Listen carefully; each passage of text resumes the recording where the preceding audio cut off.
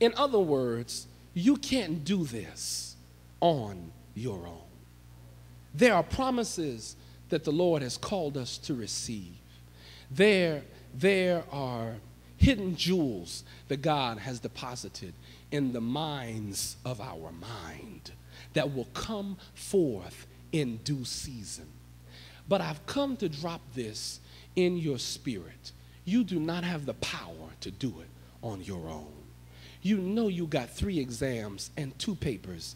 You got papers to write for books you have not yet even read. You know you cannot do this on your own. This is a job for Jesus. Have you ever had a moment when this is a job for Jesus? Now, it's not that Jesus is going to do the job for you, but he's going to give you the power to do the job for him. Y'all know my cheer. I don't know about male cheerleaders, but I cheer every now and then. Jesus, Jesus, he's our man. If he can't do it, no one can. You ought to make this coming week a time to cheer Jesus. You ought to look at your papers and look at your exams and say, Jesus, Jesus, he's our man. You ought to look at your bad credit score and say, if he can't do it, no one can. Come on now. Some of you couldn't get a $500 loan. You better thank God for who he is. Even if you went up to the banker with $400 to put down. Can I get a witness? But you got to have faith that the Lord is going to empower you to do what he wants you to do, because it's not for your will, but it's for his will. And it's for his glory. Look then at what Mary says. 36. Now indeed Elizabeth, your relative, has also conceived a son in her old age. Let me talk to you again about this. If we're going to protect our promise, we got to know how to prepare for it. We got to know how to discover it. And we discover it by being still and allowing God to speak to us. But we've also got to know how to handle it. And so in this particular verse, what the angel is saying is that Elizabeth is pregnant also. So what the angel is doing in concerns to Jesus is he's pointing to another person who has a promise. He's saying, Mary, Mary, Mary, your cousin Elizabeth is pregnant too. Can I give you one more word about how to handle your promise? Only connect yourself to people who also have a promise. Let me help you out here. The reason that Mary is able to go to Elizabeth, and she does it later on in the text, is because Elizabeth also has a promise. You know, it's very hard for you to be pregnant with potential, pregnant with possibility, and go to someone who is barren. Because you'll be talking about things that in their eyesight is impossible, but that's because they don't have a promise like you have a promise. So this then is why you have to connect yourself to people who are going someplace. You've got to connect yourself to people who have a call on their life. You've got to connect yourself to people who believe in the word. You got to connect yourself to people with God's agenda. You got to connect yourself to people who are walking in God's integrity and his character and his word. Because if you ain't got nothing going on in your life, I can't let you mess up what's going on in my life. Sisters, if you got a good man, don't go to your sister who ain't never had a man, can't get a man, can't keep a man, to tell you how to get one and keep one. Baby, she ain't got nobody. If she ain't got nobody, how she gonna tell somebody who got one? I got to be connected to somebody who's got what I've got, who's going where I'm going, and who is moving where I'm moving. Can I get a witness? Some of us are in the trouble that we're in because we have listened to people who do not have a promise over their life. Therefore, they can't understand the dreams that we're talking about. They look at what we're trying to go to and they say that we're impossible. It's impossible for you because you don't have the promise that I have. But come to a man who has given me a promise, who can give you a promise too. And somebody shout, his name is Jesus.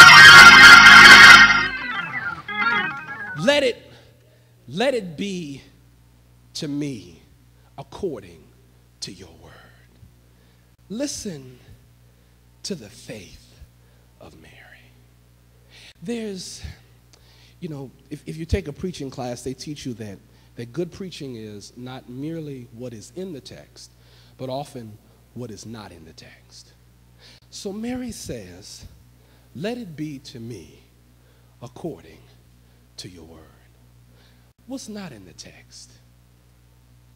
And if isn't in the text. A whereas isn't in the text. It's simply, let it be to me according to your word. Mary doesn't say, well, you have to understand this ain't quite, let it be to me according to your, I don't have the finances, I don't know how I'm going to do another semester. Let it be to me according to your word. I don't know how I'm going to go back home because there's so much family drama in my, let it be to me according to your word. I don't know how I'm going to bring this vision to pass. I don't have the resource. Let it be to me according to your word. God, I don't think it's possible because I'm not from where they're from. How can I hang with them? Let it be to me according to your word. God, I got issues. I got addictions. I got proclivities. You mean you calling me to be a praise and worship? Let it be to me according to your word. It's not about what you got, because it ain't about your issue. It is, let it be to me according to your word. If God has called me, then it's not about what I have. It's about who God is. Let it be to me according to your word. What your word has said, that will I live. God said it. I believe it, and that settles it. And can I go a step farther? You don't even have to believe it. If he said it, it will come to pass.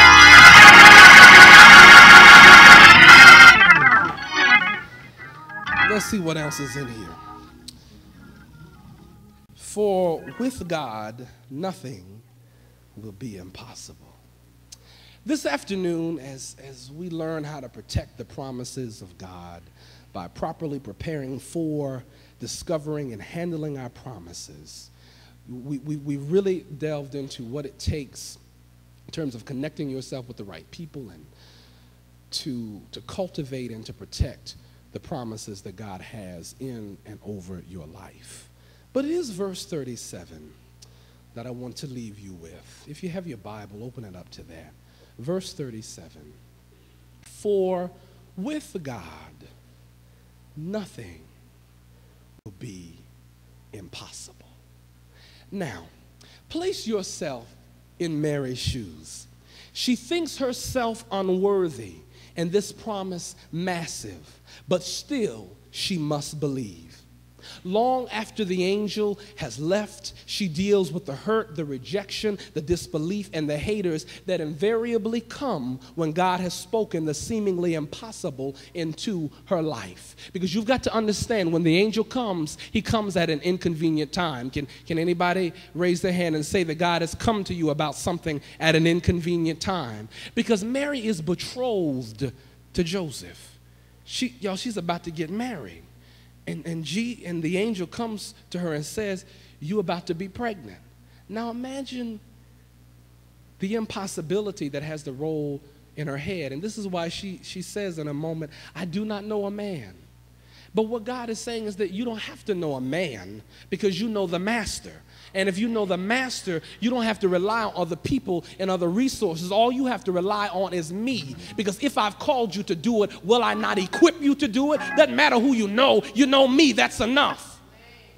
You remember he said that I am, so I am whatever you need me to. That's another sermon. But let me keep going. For with God, nothing shall be impossible. So she's dealing with the fact now that she's going to be pregnant, and she's going to have to go and tell Joseph, I'm pregnant.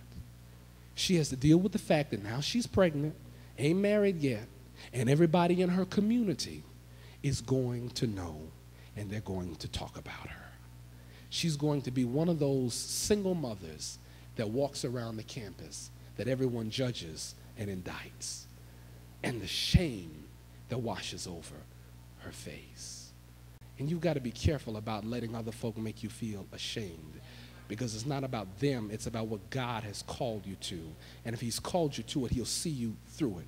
Love my single mothers. God is going to help you in the midst of whatever you're going through. For without God, nothing shall be impossible. So she has impossibility in her womb. What is it like to have something that seems impossible to the world growing inside of you?